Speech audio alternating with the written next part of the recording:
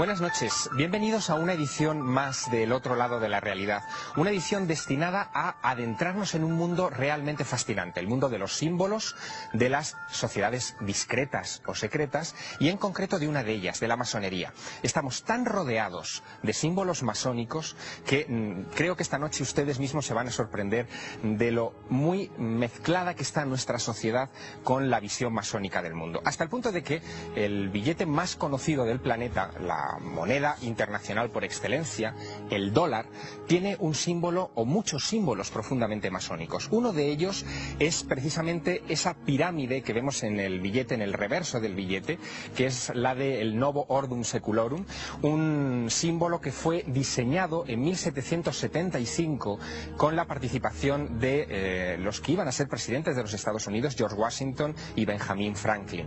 Ambos eran masones y en el caso, además de este símbolo, reflejaron una pirámide de 13 escalones con un ojo en la parte superior, que era el símbolo, o ha sido el símbolo durante mucho tiempo, del gran arquitecto del universo, digamos, el origen y el destino de la masonería. Quiero que vean también esta imagen de George Washington con mandil masónico. Forma parte de un monumento que se encuentra cerca de la Casa Blanca, sobre el río Potomac, en Washington. Pertenece a una de sus representaciones, de sus muchas representaciones como masón. De hecho, se dice que tanto la ciudad de Washington como los propios fundamentos de la Constitución norteamericana están fundamentados en principios de la masonería, y hoy puede admirarse un monumento que es una logia masónica, que es el Memorial de George Washington y la sede de la Gran Logia de Alejandría número 22, donde militó precisamente George Washington y fue gran maestre de esa logia. Para hablarnos de estas cosas, tenemos en nuestra mesa de trabajo esta noche a unos invitados de excepción. Permítanme que se los presente. En primer lugar, tenemos a Ascensión Tejerina. Buenas noches. Buenas noches. Ascensión es gran maestra de la Gran Logia Simbólica Española, aunque en la vida civil, digamos que eres asesora fiscal.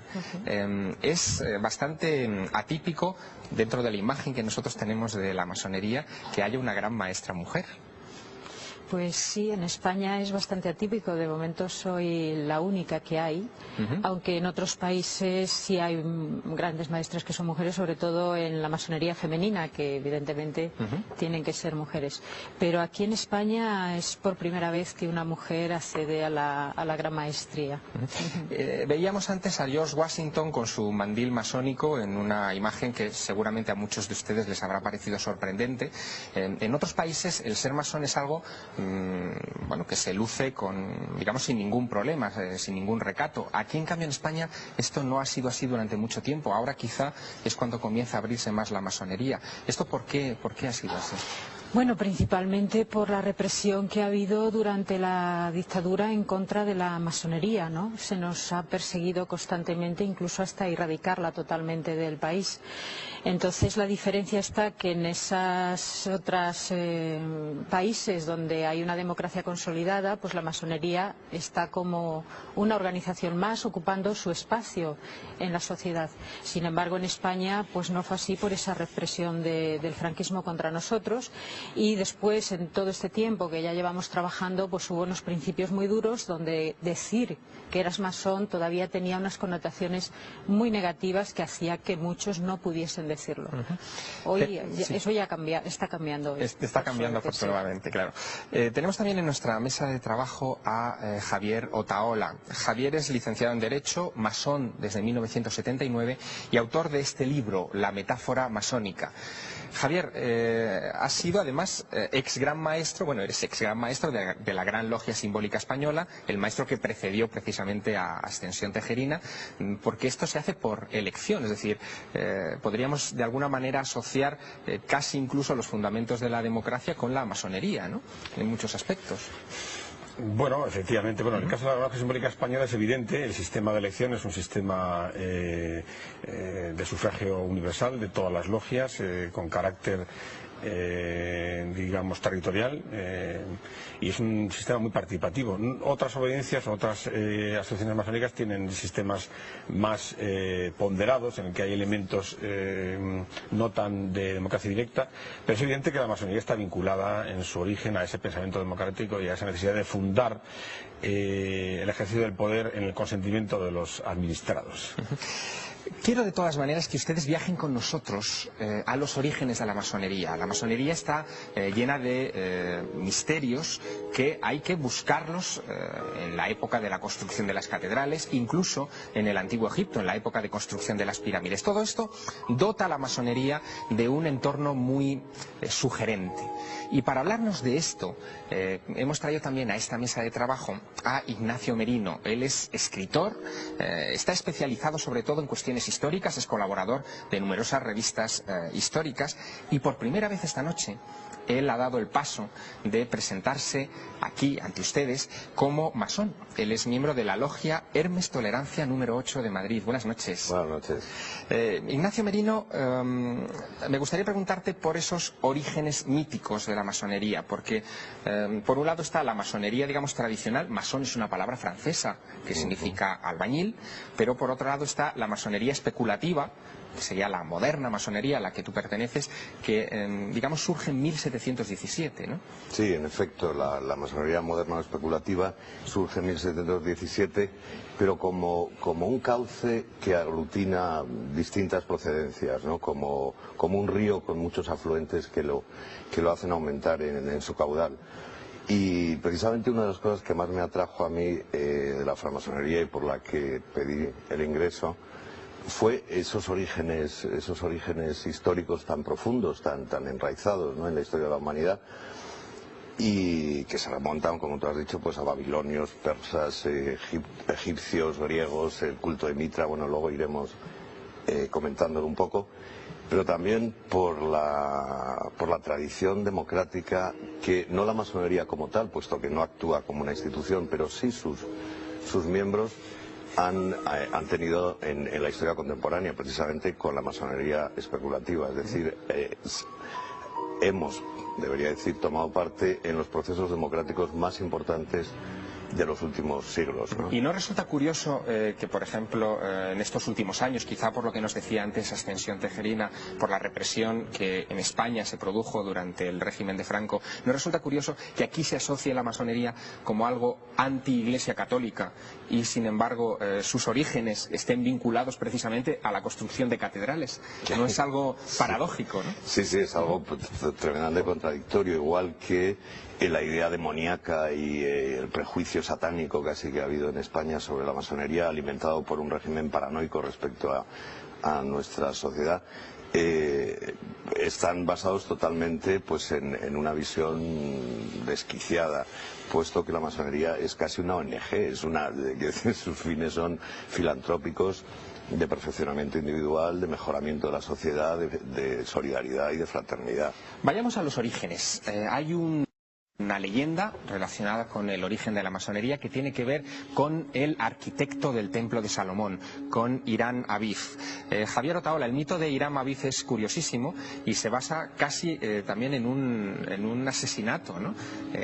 Cuéntanos un poco sucintamente este mito, porque luego les quiero mostrar a ustedes unas imágenes muy especiales. Bueno, para empezar había que hacer una aclaración previa, y es que el trabajo masónico, el trabajo que se realiza en logia, es un trabajo de reflexión, es un trabajo de filosofía en un sentido amplio, que propone a cada masón un ejercicio de esclarecimiento personal, y para ello, le plantea un itinerario en el que se le van presentando una serie de preguntas, se dramatizan una serie de acontecimientos y se pide una reacción intelectual y emocional frente a esos acontecimientos. Uno de ellos es precisamente ese, el acontecimiento del asesinato de Hiram Abif, maestro de obras del Templo de Salomón. Y entonces, es una especie de confrontación del masón con la violencia, con un acto de violencia, con la injusticia, con con el lado oscuro un poco del corazón humano para prepararle a, digamos, a resistir esa violencia, ¿no? Para prepararle a asumir un arquetipo, en cierto modo heroico, de superación y de enfrentamiento a ese lado oscuro, para que, digamos, se convierta realmente en un constructor que no se desaliente, que no se desanime cuando se tope en la realidad de la vida, como todos nos toparemos con ese momento. ¿Y cómo se produce la muerte de Hiram Abiv? Bueno, según la leyenda, Hiram Abiv, estando en soledad en el interior del templo en obras, es asaltado por algunos obreros que le solicitan una serie de palabras de paso y de signos para ascender en su carrera profesional, intentando violar, digamos, el orden lógico de progresión en el oficio. Y Hiram Abiv, digamos, hace un ejercicio de paciencia, de resistencia civil pacífica, porque es un ejercicio de heroísmo pacífico. Lo que se propone es una especie de resistencia no violenta a la violencia que termina con el asesinato de Hiram Abiv. Y sin embargo, ese asesinato es superado posteriormente por los buenos masones que recuperan ese cadáver y en el reencuentro con el cadáver de Hiram Abiv asesinado, el masón, digamos, reanuda el hilo conductor que fue roto por ese acto de violencia. Uno de los grados de la masonería, la iniciación para acceder a uno de los grados de la masonería, representa el asesinato de Hiram Abiv y se representa dándole un golpe en la cabeza al candidato, ¿no? Sí. Quiero que vean estas imágenes. Han sido grabadas en el claustro de un monasterio muy importante, el de San Juan de la Peña. En medio de los capiteles que narran toda la historia sagrada hay uno que no encaja con la historia sagrada, y es el de un señor que golpea con una maza en la cabeza de otro personaje que parece un maestro de obras. Este capitel es tan extraordinario que incluso los guías, cuando se ven en la obligación de explicarlo a los visitantes, no saben muy bien encuadrarlo dentro de la historia bíblica. Hay polémica sobre si representa, por ejemplo, el asesinato de Caín sobre Abel, pero no encaja cronológicamente con el resto de los capiteles. La única interpretación convincente sería la que representa el asesinato de Hiram Abiv. De hecho, en el capitel siguiente aparece representado el templo de Salomón, es decir, que ahí sí que habría una coherencia lineal, cronológica para explicar este hecho. Precisamente este tipo de acontecimientos se rememoran hasta fecha de hoy. Ascensión pertenece a la logia de obreros de Irán, precisamente de Sevilla. Es decir, que cada logia recoge partes de ese recorrido simbólico, ¿no?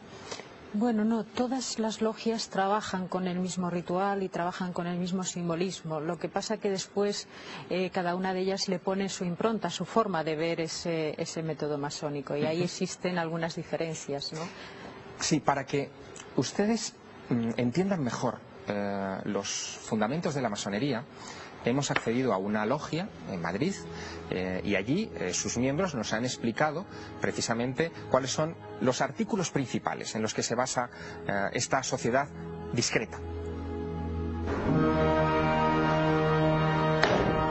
Hermanos, seguidme.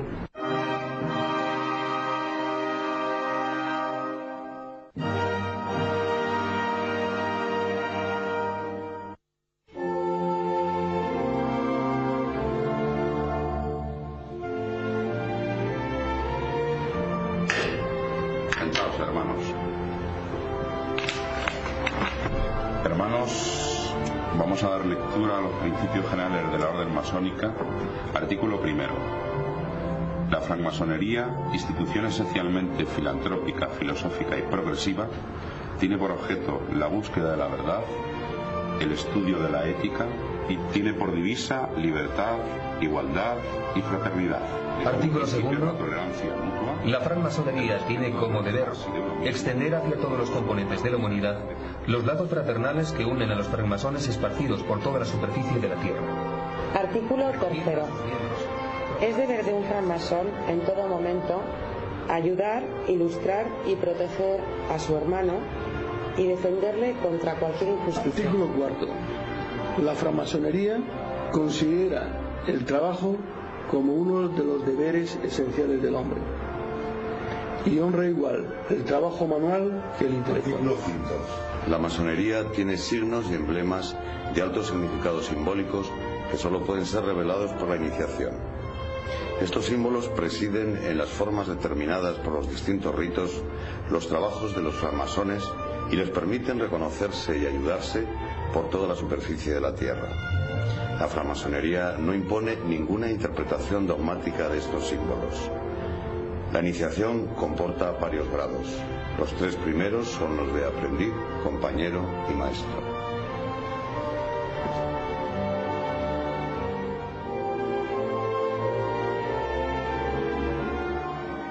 El complejo y rico universo de los símbolos masónicos será objeto de nuestros siguientes minutos, dentro de unos instantes, después de la publicidad.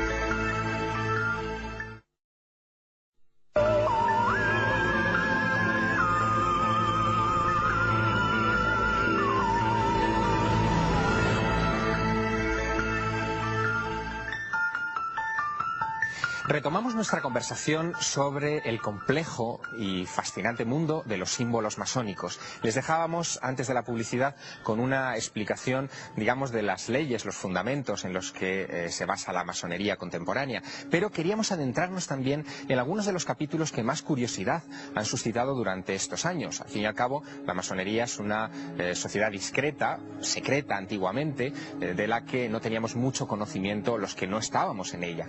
Y precisamente para hablarnos de uno de sus aspectos más interesantes, el de la iniciación, quería preguntarle a Ascensión Tejerina cómo es ese ritual de iniciación cuando alguien ingresa en la masonería. Bueno, es difícil explicar un ritual en pocas palabras, ¿no? Porque dura 2 o 3 horas. Yo diría que un ritual es un discurso simbólico que pone unas herramientas en manos de la persona que se está iniciando y le da unas pautas para que luego, una vez pasado ese ritual, pueda ir reflexionando sobre ellas y pueda ir evolucionando y pueda ir comprendiéndolo, ¿no? Entonces el ritual es un drama que se escenifica y que trata de enseñarle todas esas pautas a la persona que las está viviendo. Es una vivencia. Un drama que consiste básicamente en la muerte y resurrección casi a una nueva vida, una nueva comprensión del iniciado, ¿no? Sí, simbólicamente hablando. Simbólicamente, y depende de los grados. En uno eso está más evidente y en otros está menos, pero sí, siempre está ese componente de muerte hacia una nueva vida, hacia una nueva forma de encararte al mundo y de ser tú mismo, ¿no? Tenemos estas imágenes que corresponden a una de esas ceremonias de iniciación. El neófito, por lo que veo, es guiado con los ojos vendados, ¿no? hacia el centro de la logia. Sí. Después se le desvendará y a partir de ese momento ya es una persona con una nueva visión. Entra con los ojos vendados por 2 razones. Uno, porque va buscando la luz, viene desde la oscuridad y está en la oscuridad. Y otra, porque también hasta el último momento que se le quita la venda siempre tiene la oportunidad de irse, de tomar la decisión de irse y, bueno, pues sin tener ningún compromiso con las personas que están allí. Pero principalmente es porque viene desde la parte oscura y va buscando la luz. Cuando se le quita la venda, automáticamente ve a todos los hermanos que están en la logia, que además le muestran su fraternidad en ese momento. Javier Otaola, esto es también característico de las sociedades religiosas o de las religiones antiguas, es decir, lo encontramos también, estos ritos iniciáticos, desde el antiguo Egipto hasta Grecia. El proceso es casi idéntico, ¿no? El proceso de iniciación. Hombre, no soy experto en todos los rituales de sociedades mistéricas y de religiones, pero sí, en realidad la experiencia iniciática es una experiencia muy humana, que se manifiesta toda vida vivida con un ojo alerta, con una conciencia despierta, es en realidad un proceso iniciático.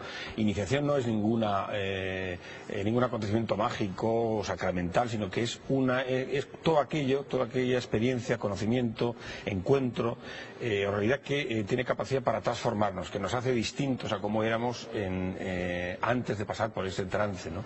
Entonces la vida está llena de iniciaciones espontáneas, el descubrimiento de la sexualidad en la adolescencia, el primer trabajo, la enfermedad o la muerte de una persona querida, el encuentro con la belleza. Fíjate, perdona, sí, Javier, que esta iniciación es ritual y por lo tanto obedece a unos parámetros fijos generalmente. Lo que cambia es la experiencia subjetiva, claro, del iniciado.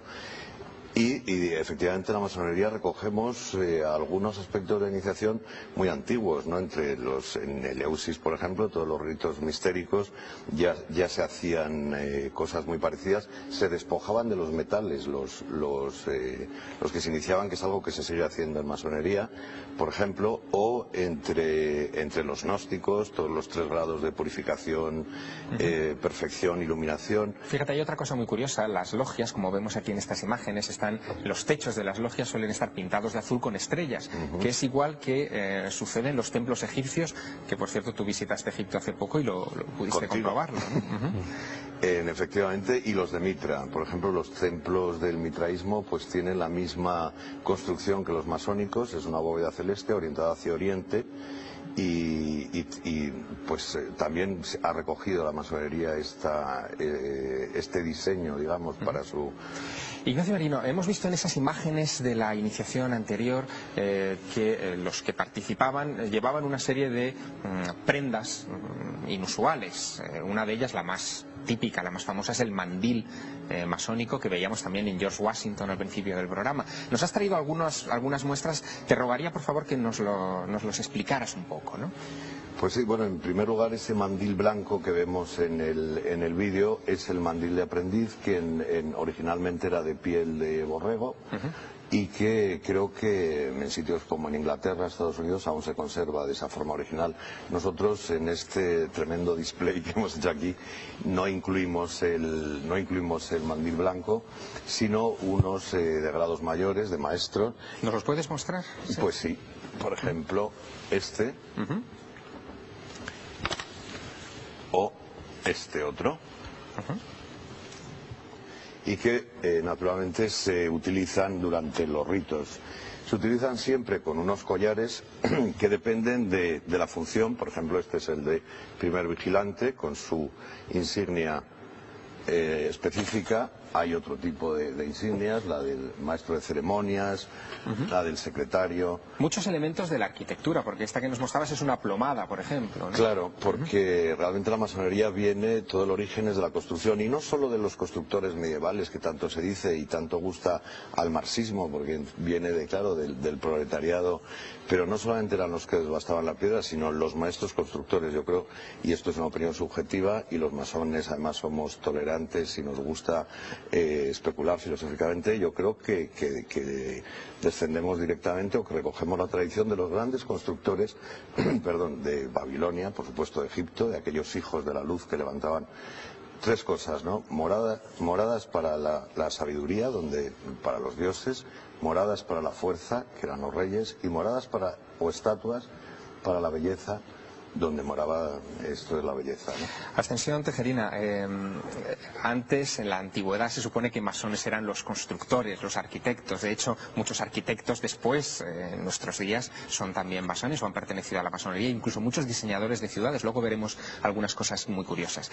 Pero hoy por hoy se calcula, al menos según una encuesta que publicó en el año 2000 la revista Tiempo, que habrá unos 3.000 a 5.000 masones. ¿A qué profesiones pertenecen? ¿Tienen alguna orientación profesional, política? ¿Quiénes son hoy los masones? Bueno, podría decir los que hay en la organización a la que pertenezco. En las otras no tengo datos, ¿no?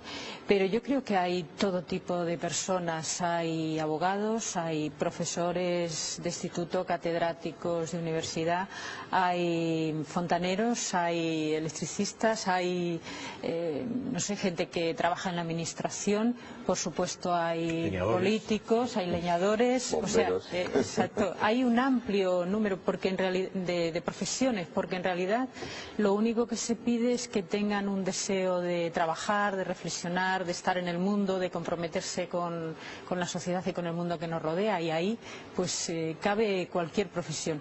Tiene que tener un mínimo de capacidad para la reflexión y para el entendimiento de los trabajos que se debaten en la logia.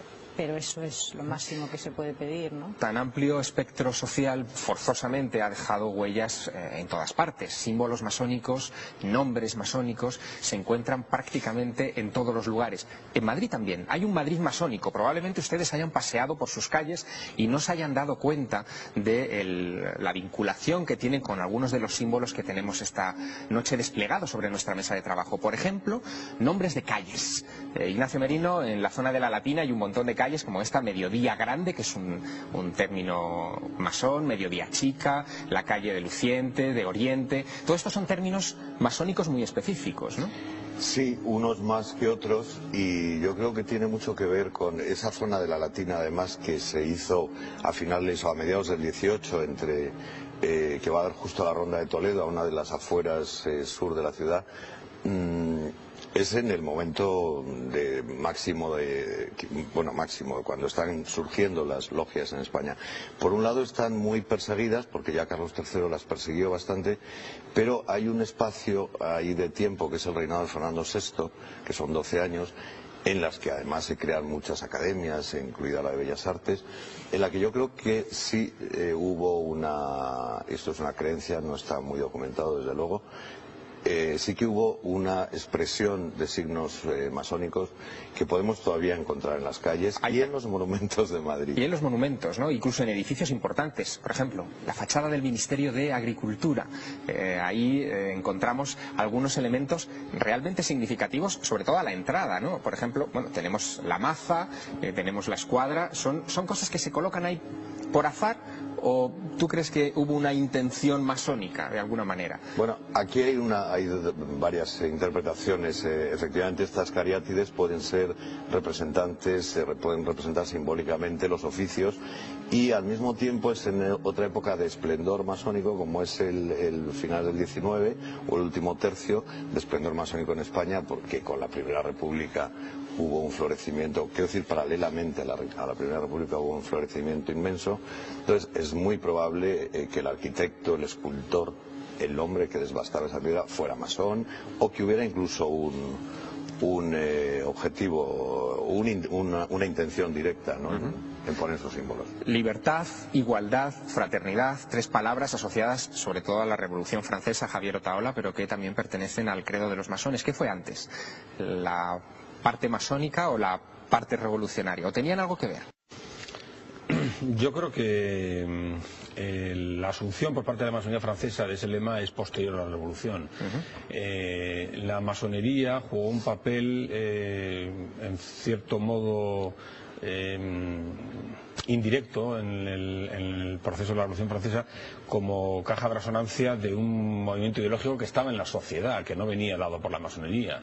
Y en la masonería francesa hubo partidarios de la revolución y partidarios de la reacción. O sea, hubo sectores tradicionalistas, incluso un gran pensador reaccionario como fue Joseph de Maistre era masón. Digamos que la masonería vivió con división ese proceso. Sí, por ejemplo, no había mayor enemigo del masón Marat que el masón más conservador del otro lado de la asamblea. Masones hubo en la montaña y en la Gironda, hubo con el rey y contra el rey. ¿Y cómo interpretar, por ejemplo, estas imágenes que vamos a ver de la plaza de Emilio Castelar? El monumento de Emilio Castelar, conocido por todos los madrileños, quizá no tan conocido si uno no se acerca y uno no lee las inscripciones que encontramos debajo de este monumento. Igualdad, vemos ahí ahí en la imagen, libertad y por supuesto también fraternidad.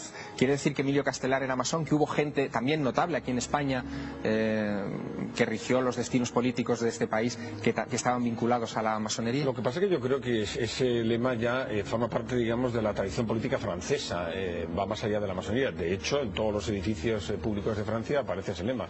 Ese lema forma parte del pensamiento republicano francés, y en la medida en que ese pensamiento ha influido en sectores españoles lo ha asociado, pero yo creo que ahí la fuente directa es más bien el republicanismo francés más que la masonería, me parece a mí, no sé si el historiador tendrá otra opinión. Ya, yo creo que no, que es más la masonería nuestra, la liberal francesa, porque es la época de Salmerón, en la que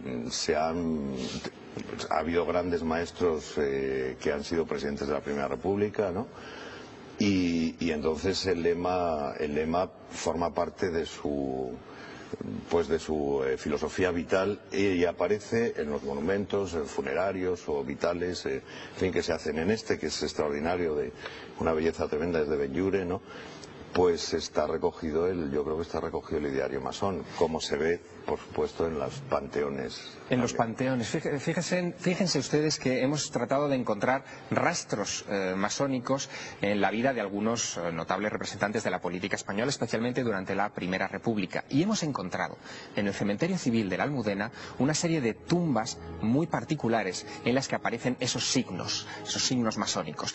Nos las ha mostrado Nicolás Salvador, que es miembro de la logia Amanecer de Madrid. Él nos acompañó hasta el cementerio civil de la Almudena y nos explicó el origen de algunas de esas tumbas masónicas de hombres notables. Una nota peculiar, sin duda, de este cementerio es la abundante presencia de tumbas masónicas.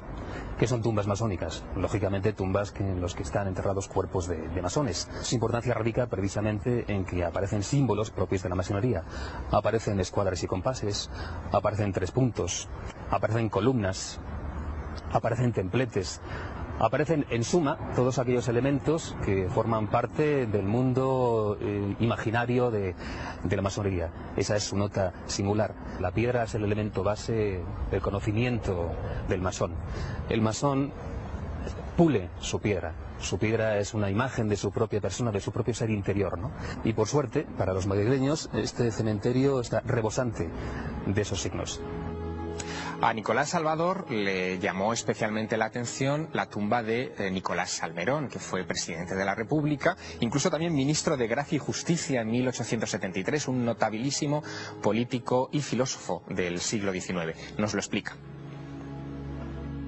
Una de las tumbas más significativas de este cementerio, tanto por su tamaño como por su presencia, ¿no?, imponente, es la de don Nicolás Salmerón.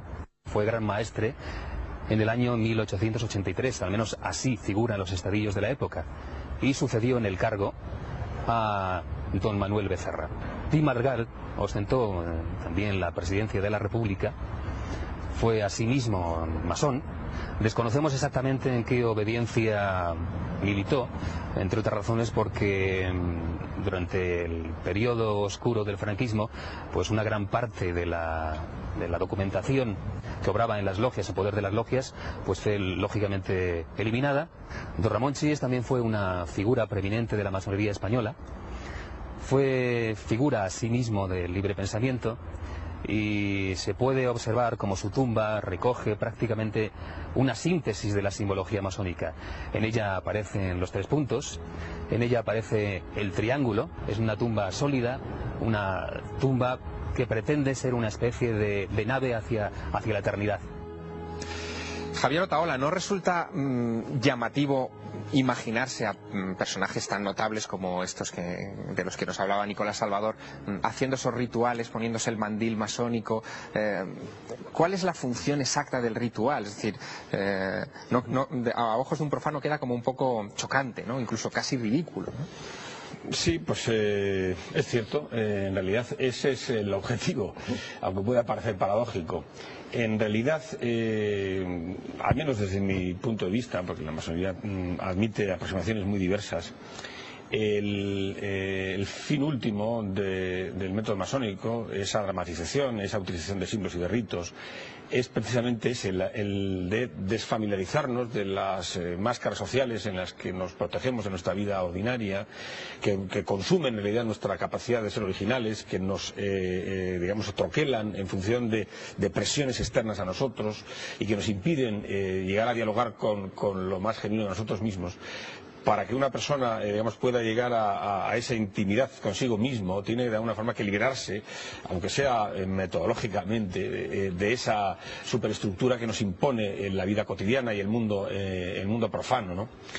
Y para, digamos, llegar a ese efecto es preciso pasar por ese trance, por ese ritual que es socialmente incorrecto desde todo punto de vista, porque eso supone un acto de confianza, supone en cierto modo privarte de las defensas sociales con las que tú funcionas en la vida ordinaria y jugar un juego en el que como fin último está el encontrarte contigo mismo después de haber superado esas máscaras sociales en las que tú vives. Tú podrás ser presidente de la República, podrás ser catedrático, podrás ser fontanero, podrás ser lo que sea, pero esas máscaras sociales, esos ropajes sociales no definen tu ser último, tu originalidad personal. Esa originalidad personal la tendrás que encontrar después de liberarte de esas máscaras y toparte contigo mismo. Para eso está ese ritual. Además de políticos, también en la masonería ha habido intelectuales notables. A ti te ha interesado, Ignacio Merino, una parcela muy concreta de esos intelectuales españoles que estaban vinculados también a la masonería. Háblanos, sobre todo eran los vinculados a la institución libre de enseñanza, ¿no? Sí, y los krausistas, porque el origen en España son los seguidores de Krause de mitad del siglo XIX y que luego en la segunda parte, en la segunda oleada de ese krausismo, fundan la institución libre de enseñanza. No, en la visita al cementerio civil, que yo hacía mucho que no hacía, casi me enterneció, me conmovió esta reunión de las grandes figuras del krausismo español y de los primeros institucionistas en una misma tumba, ¿no? Por encima incluso de de los lazos familiares que tuviera cada uno de ellos. Están reunidos como templarios o como miembros fraternos de una orden que en este sentido era el ideal de la humanidad, como se llamaba la obra de Krause, y que les lleva hasta esta sencillísima tumba común en el que están Sanz del Río, el gran iniciador del krausismo en España, hasta Gumersindo Azcárate, pasando por Bartolomé Cossío, etcétera. Me impresionó mucho realmente. ¿Y cómo se explica que, siendo, digamos, columnas de la cultura y de la sociedad, en algunos países, desde luego sobre todo en España, la Inquisición primero, la Iglesia también después, el régimen de Franco un poquito más tarde, digamos que tuviera una lucha tan feroz contra la masonería? Pues porque era potencialmente un enemigo, una idea que podía destruir un orden establecido, muy rentable por otra parte, ¿no? Para la Iglesia era una especie de organización paralela que ponía en entredicho ciertos dogmas, ¿no? Aunque en muchos casos había masonerías absolutamente deístas, teístas y hasta católicas, ¿no? Quiero decir, como miembros por lo menos. En el caso del poder, pues todo el totalitarismo ha desconfiado profundamente de la masonería, tanto el de derechas como el de izquierdas. Ha estado prohibida en España y Portugal con los regímenes dictatoriales, pero también en la Unión Soviética o en China. Solo Cuba, en su insularidad, los ha permitido, pero de una forma absolutamente folclórica, ¿no? En nuestro... sí, yo pienso que es normal. Si la masonería es una organización que trata de construir al individuo diciendo que tiene que pensar por sí mismo, que tiene que ser una persona libre, que tiene que reflexionar y tomar sus propias decisiones de cualquier cosa, a cualquier régimen y sobre todo a un régimen totalitario, no le interesa este tipo de personas fomentando estas ideas, porque ellos lo que quieren es lo contrario, que la gente no piense y se deje dirigir por ellos. Entonces casi que es normal que haya una persecución de este tipo de organización, pero como ha dicho, por las dos tendencias. Claro, es una escuela de libertad, de responsabilidad y de igualdad, porque cuando decíais lo del presidente de la República, hay una anécdota que dice, le pide a otro, Salmerón, que vaya a acompañarle, y dice: ven a mi tenida porque hoy el venerable nuestro es el jardinero de un compañero mío y es espléndido. Fijaos que en nuestro proceso de documentación ocasión, para este programa, hablamos con un sacerdote jesuita, con Pedro Álvarez, que ha escrito y ha documentado mucho el proceso entre la Iglesia y la masonería. Le preguntábamos dónde empiezan los problemas entre ambas instituciones. ¿Cuándo empiezan? El problema vino cuando fue evolucionando la masonería en el siglo XVII y a comienzos del siglo XVIII se estableció la masonería moderna que dictaminaba que los masones eran hombres de buenas costumbres y que habían nacido para unirse al margen de las diferencias políticas y religiosas. Ahí es cuando empezó a surgir el primer problema de la Iglesia con la masonería.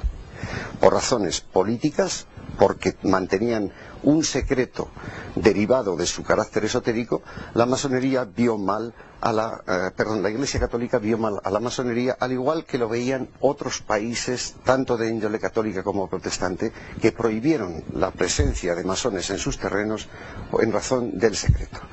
Pero además la Iglesia Católica añadió una segunda razón, y era la de tolerancia religiosa, una razón más de carácter teológico. ¿Siguen siendo hoy enemigos la masonería y la Iglesia? Esta pregunta también se la trasladamos a Pedro Álvarez. No se debe hablar en términos de enemistad entre ambas instituciones. Aunque hay sectores minoritarios en una y otra que son enemigos respectivos, en términos generales ni la Iglesia es enemiga de la masonería, ni la masonería es enemiga de la Iglesia. Lo que sí que hay es divergencias en la manera de entender la religión y hay divergencias en la manera de entender la vida. Pero esas divergencias no tienen por qué ser antagónicas. Se abre aquí indudablemente un nuevo debate. Probablemente tendremos que dedicar algún otro espacio del otro lado de la realidad a este aspecto en concreto de la masonería. Debo agradecer a Ascensión Tejerina que nos haya acompañado esta noche en el otro lado de la realidad. Muchas gracias. A Javier Otaola y también, por supuesto, a Ignacio Merino, que también es un experto en templarios y que nos gustará ver en una próxima mesa de trabajo en este programa. Y me quisiera despedir de ustedes contándoles una pequeña historia. Se encuentra en un texto masónico, en el manuscrito Dumfries número 4. Se encuentran dos personas, una le dice a la otra: ¿dónde está la llave de vuestra logia?, preguntándole por el secreto de la masonería. Y el iniciado responde: en una caja de huesos cubierta de rugoso pelo. Decid sus características. Mi cabeza es la caja, mis dientes son los huesos, mis cabellos son el pelo, mi lengua es la llave. Es decir, el secreto de la masonería, como casi hemos visto esta noche aquí, se encuentra dentro del ser humano. Buenas noches.